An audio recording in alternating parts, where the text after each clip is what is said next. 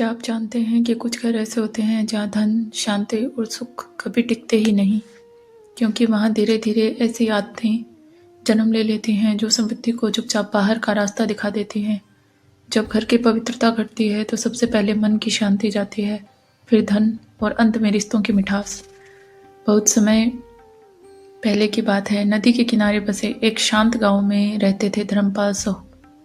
वे बहुत बड़े व्यापारी नहीं थे, लेकिन ईमानदारी और परिश्रम के कारण गांव में उनका सम्मान था।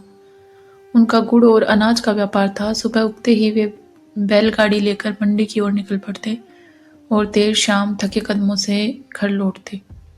घर के द्वार पर उनका स्वागत करती थी उनकी पत्नी गायत्री देवी। सादा सूती साड़ी, माथे पर हल्का सा सिंदूर और चेहरे पर अद्भुत शांति। गायत्री देवी का नियम था ब्रह्म मुहूर्त में उठना, आंगन मुहारना, गोबर से लीपना, तुलसी पर जल चढ़ाना, फिर रसोई में पहला दीप प्रज्वलित करना। वे कहती, घर की पहली रोशनी दीपक से नहीं भावना से होती है। गांव की स्त्रियां अक्सर कहती, साहू जी के घर में तो साक्षात लक्ष्मी का वास है। उनका एक बेटा था, आदित्य।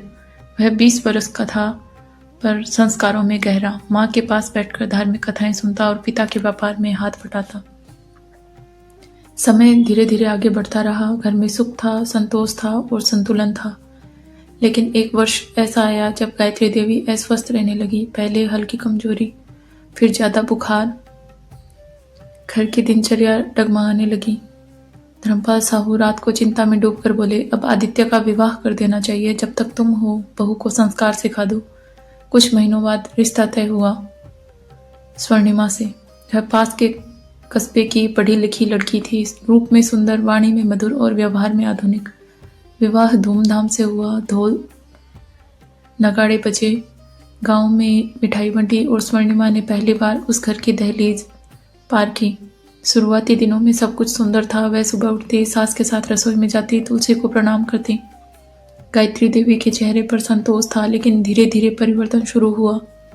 स्वर्णिमा रात देर तक जागती। सुबह सूरज ऊपर चढ़ाता तब उसकी आंख खुलती। आंगन में पत्ते बिखरे रहते, तुलसी की मिट्टी सूख जाती, रसोई में रात के बर्तन वैसे ही पड़े रहते। एक दिन गायत्री देवी ने धीरे से कहा, बेटी, रात की रसोई कभी अधूरी नहीं छोड़ते। अन्न का स्थान पवित्र होता है। स्वर्णिमा ने हल्के स्वर में उत्तर दिया, माँ जी, इतनी थकान हो जाती है, सुबह कर दूंगी। कुछ दिनों बाद उसने संध्या समय झाड़ू लगा दी। गायत्री देवी चौंकी। संध्या का समय दीपक का होता है, झाड़ू का नहीं। स्वर्णिमा मुस्कुराई, माँ जी, सफाई का कोई समय नहीं होता। गायत्री देवी शांत रही, पर उनके मन में चिंता गहराने लगी। धीरे धीरे घर की ऊर्जा बदलने लगी। जहाँ सुबह शंखनाद होता था, वहां सन्नाटा रहने लगा। दीपक कई शाम बुझा रह जाता। आदित्य भी अब कम बोलने लगा था। धर्मपाल साहू ने पहले व्यापार में गिरावट महसूस की। एक बड़ा सौदा रुक गया। गोदाम में रखा गुड़ नमी से खराब हो गया। उधारी बढ़ती चली गई। एक रात उन्होंने बही खाता बंद करते हुए कहा, लगता है घर की बरकत रूठ गई है। गायत्री देवी ने गहरी सांस ली, पर कुछ कहा नहीं। स्वर्णिमा यह सब सुनते उसे लगता यह तो व्यापार का उतार चढ़ाव है, लेकिन असली परीक्षा अभी बाकी थी। दिन बीतते गए और घर का संतुलन धीरे धीरे जैसे रेत की तरह हाथ से फिसलने लगा। जहाँ पहले सुबह गायत्री देवी की मधुर आवाज में स्तुति गूंजती थी, वहां अब सन्नाटा पसरा रहता। तुलसी चौरा सूखा रहने लगा। दीपक की जगह धूल जमने लगी। धर्मपाल साहू अब पहले जैसे प्रसन्न नहीं रहते थे। उनके चेहरे पर चिंता की लकीरें साफ दिखने लगी थी। एक दिन मंडी से लौटते समय उन्हें खबर मिली कि उनका सबसे बड़ा ग्राहक अब किसी और व्यापारी से माल लेने लगा है। घर आकर उन्होंने थके स्वर में कहा, आज फिर घाटा हुआ। आदित्य चुप बैठा रहा। स्वर्णिमा ने सहज भाव से कहा, पिताजी, व्यापार में ऐसा होता रहता है, इतनी चिंता क्यों? धर्मपाल ने उसकी ओर देखा, पर कुछ बोले नहीं। कुछ ही दिनों बाद गोदाम में चूहों ने अनाज कुतर दिया। फिर अचानक बरसात में छत टपकने लगी और आधा माल भीग गया। गांव के लोग कानाफूसी करने लगे। साहू जी के घर पर जैसे किसी की नजर लग गई हो। उधर घर के भीतर भी तनाव बढ़ने लगा। रसोई में अक्सर बर्तन जमा रहते। कभी दहलीज पर बैठकर स्वर्णिमा फल खा लेती, तो कभी दरवाजे को पैर से सरका देती। गायत्री देवी कई बार समझाती, बेटी, दहलीज आशीर्वाद का स्थान है, उस पर बैठते नहीं। स्वर्णिमा को यह सब अनावश्यक प्रतीत होता। वह मन ही मन सोचती, हर चीज को रीति रिवाज से क्यों जोड़ना। एक शाम घर में तीखी बहस हो गई। धर्मपाल साहू ने कहा, जिस दिन से घर की मर्यादा ढीली हुई है, उसी दिन से नुकसान बढ़ा है। स्वर्णिमा की आंखों में आंसू आ गए। वह बोली, क्या हर विपत्ति की जड़ मैं ही हूँ? आदित्य असमंजस में था, एक और पिता का अनुभव, दूसरी ओर पत्नी की पीड़ा। उसी रात तेज आंधी चली, आंगन में रखा दीपक बुझ गया और उसी समय खबर आई गोदाम में शॉर्ट सर्किट से आग लग गई है। धर्मपाल दौड़े पर तब तक बहुत देर हो चुकी थी। आधा माल जलकर राख हो चुका था। वापस लौटते समय उन्होंने भारी स्वर में कहा, अब समझ में आ गया है, समृद्धि सच में चली गई है। घर में उस रात कोई नहीं सो पाया। तनाव इतना बढ़ गया कि सुबह धर्मपाल ने कठोर शब्द कह दिए, अगर इस घर की रीति का सम्मान नहीं होगा तो यह घर भी नहीं बचेगा। स्वर्णिमा आहत हो गई। उसने कांपती आवाज में कहा, तो क्या आप चाहते हैं मैं चली जाऊं? क्रोध और दुख के मिश्रण में धर्मपाल ने कह दिया, जब तक मन में अहंकार है इस दहलीज को पार मत करना। यह सब सुनते ही जैसे समय थम गया। स्वर्णिमा की आंखों से आंसू बह निकले। गायत्री देवी के होठ कांपे पर वे कुछ न कह सकी। स्वर्णिमा ने चुपचाप सिर झुकाया। वही दहलीज जहाँ कुछ महीने पहले उसने मंगल गीतों के बीच प्रवेश किया था, आज वही दहलीज उसे बाहर विदा कर रही थी।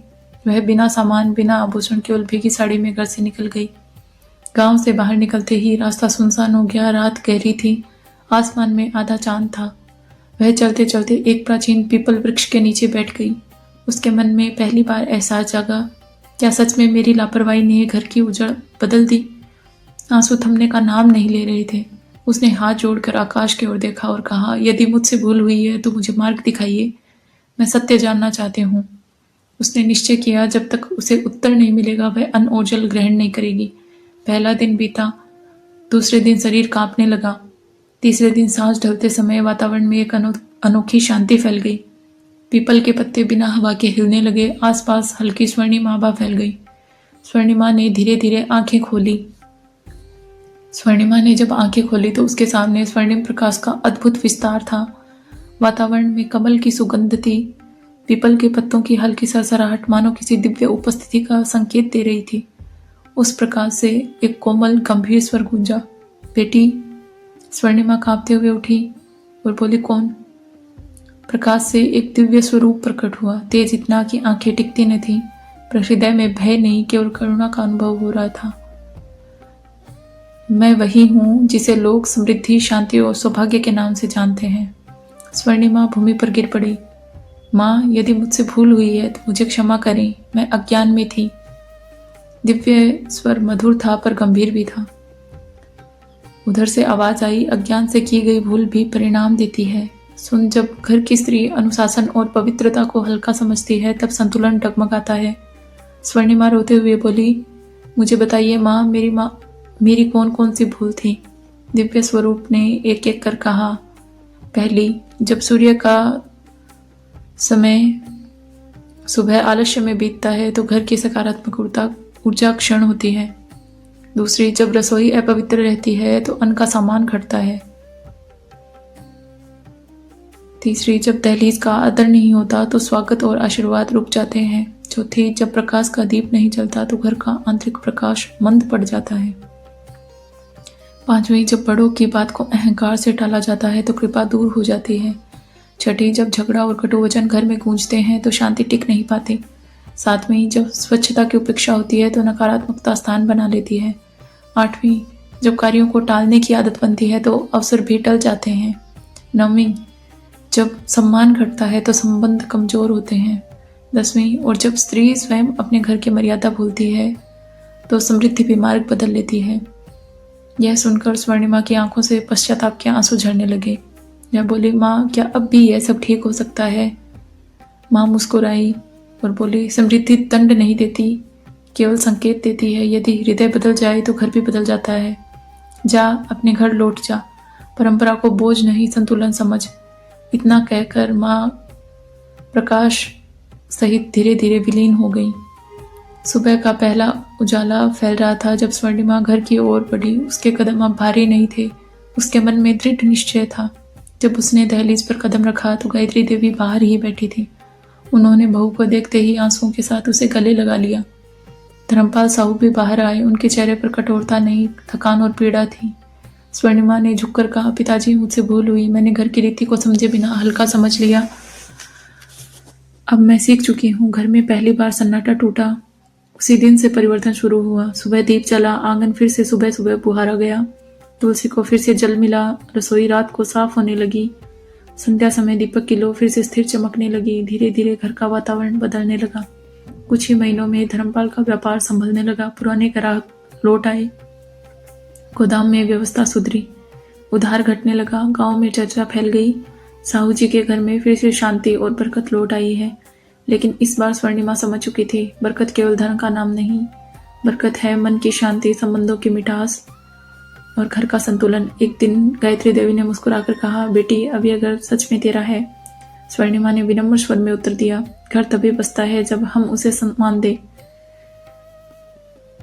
याद रखिए, समृद्धि केवल पैसे से नहीं आती, वह आती है स्वच्छता से, समय के सम्मान से, अनुशासन से, बड़ों के आदर से और स्वच्छ वातावरण और पवित्र वातावरण से। जहाँ सम्मान और संतुलन हो वहीं सुख स्थायी होता है। अगर यह कथा आपको प्रेरणादायी लगी हो तो अपने जीवन में छोटी छोटी आदतों पर ध्यान दीजिए, क्योंकि कभी कभी समृद्धि बड़ी वजह से नहीं, छोटी छोटी लापरवाहियों की वजह से दूर हो जाती है।